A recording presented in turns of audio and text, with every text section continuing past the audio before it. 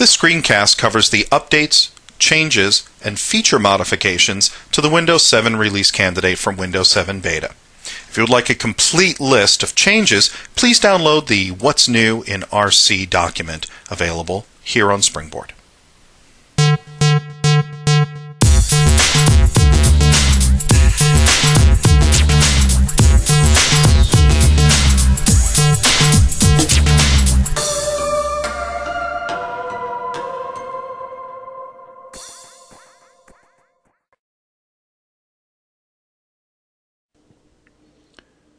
The release candidate of Windows 7 builds on the investments that Microsoft made in Windows Vista and the beta version of Windows 7 to deliver an operating system that boots quickly, is fast, more reliable, more secure, gets the most out of today's powerful hardware, and connects with your broad world of devices that you use every day. Fundamentals have been a key focus for Windows 7. The release candidate further helps to improve these fundamentals across a range of computer types. A few examples include some of the refinements that we've made to help improve your experience across startup, shutdown, resuming from standby, search, indexing, and even the recognition of USB devices. We've given you faster access to power plans.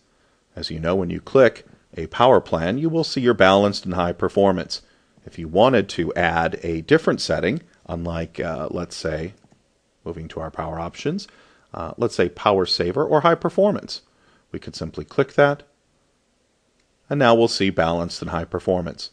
Bringing back power saver option, simply click power saver, close, and our power saver and balanced. Once again, since I'm at that, I can now choose high performance, close out, reopen, and now I see balanced and high performance, and power saver is now gone. Again, the way that you work is the way that Windows 7 works. We also help you get online and stay online through whatever type of connectivity is available. The release candidate adds new networking drivers, help you increase coverage across both wired and wireless networks, and give you better coverage on many notebooks. Our user account control feature was introduced in Windows Vista. In the release candidate, the UAC panel now runs in a high integrity process, and furthermore, any changes to UAC will now prompt for confirmation.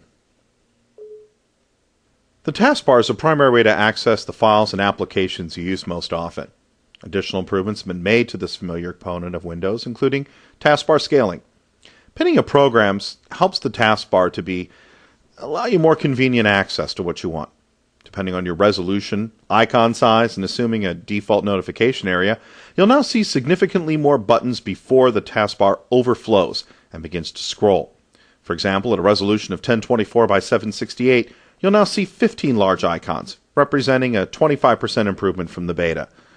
In 27 smaller icons, you'll be able to seeing a 38% improvement when using small icons, in which you can put 22 max in. Open With, one of the newer features. You can now grab a file, and by holding down Shift and dragging it on top of an icon like Paint, we'll see it now says Open with Paint. When I release that, I'll now see that the picture has been now opened up with the Paint program. If I simply just double-click the picture, I'll notice I'll open it up with the Windows Photo Viewer. Quick launch shortcuts made it easier and simpler for you to open up programs. So, for example, if I wanted to open up Paint by simply clicking the Windows key, and since it's the third icon, the number 3, I open up Paint. Solitaire, Windows 4. My calculator, Windows 5, and Windows Media Player, Windows 6. So very simply and very, very easily, I've made it so that I can get to the files that I need most often more quickly. With my Arrow integrated touch, I can now use some new features, including a new Alt-Tab shortcut for the first 10 items on the taskbar. And I can now see that simply by moving through, I now get full screen preview of everything that I'm working with. Again, simply and easily. Jump list. Maximum of 10 items are automatically suggested on a jump list. It'll make it easier for you to find the things that you use most often. So, for example, by simply right-clicking, I now see not only 3 sites that I've pinned, but I also see a new area, Tasks, in Private, and New Tab. If I choose to open a new tab, I simply click and a new tab opens up. Once again, new tab. I add very quickly and easily new tabs to this version of Internet Explorer. If I'd like to move into in-private browsing, by simply clicking in private browsing, it'll open up a new window. In-private browsing is a great feature if you're using a public computer and you're looking to make sure that you don't leave any personal information behind. It will delete cookies, temporary internet files, history, and other data used within that browsing session. You can also reach in-private browsing by simply going into the Safety tab inside of IE8.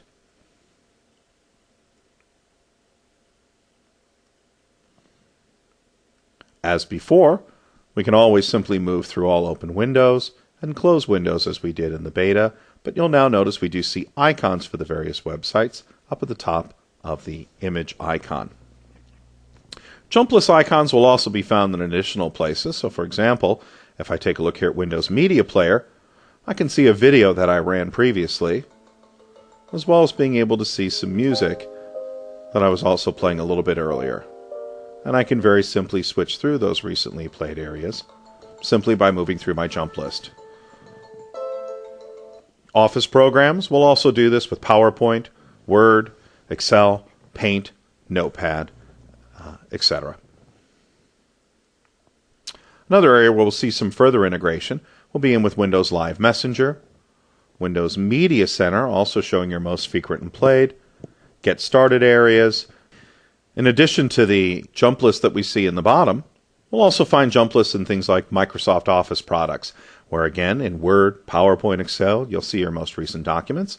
In programs like Live Messenger, you'll be offered additional tasks before you log into or while you're working with the program. And of course, in things like Media Center, just like we did in Windows Media Player, to be able to see your most frequently accessed, or at least last 10, accessed documents. You will notice that the player mode, now that we see, which we saw a few moments ago, is now smaller, a little bit more kempt, and easier to work with. What we've done is we've made it a more lightweight experience. It's a little bit cleaner, visually provides an update in a more compact view, so it fits onto a small window on your desktop much easier. We've also added some themes and sounds. If I take a look at Personalize, we'll notice that we've created some brand new sound schemes and visual schemes for you.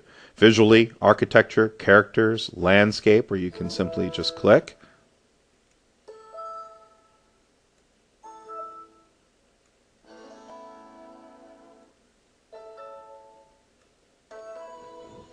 And the great thing is now if we pick a theme that we like, so if we decide to change a window color, and we decide to change the sound scheme, let's say from characters to landscape, and click OK, we can now save this theme and call it our new theme.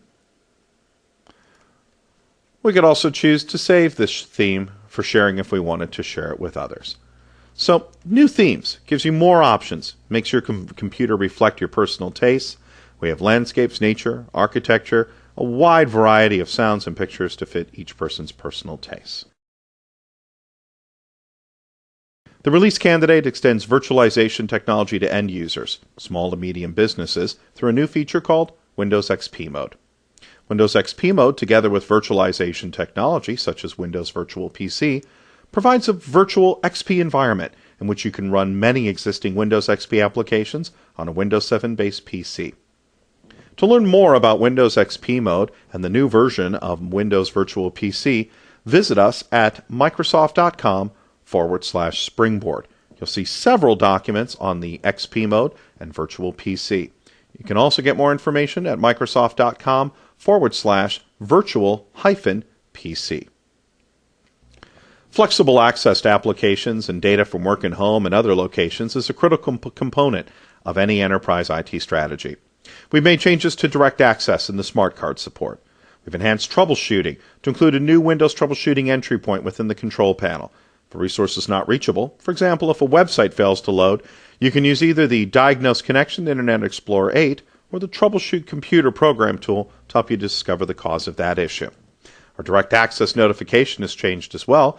A user will still see Internet access displayed, but will no longer get a specific notification around direct access. We've changed things like our reduced partition drive size for BitLocker and BitLocker to go. We've also added new AppLocker PowerShell commandlets and an audit-only enforce mode for AppLocker.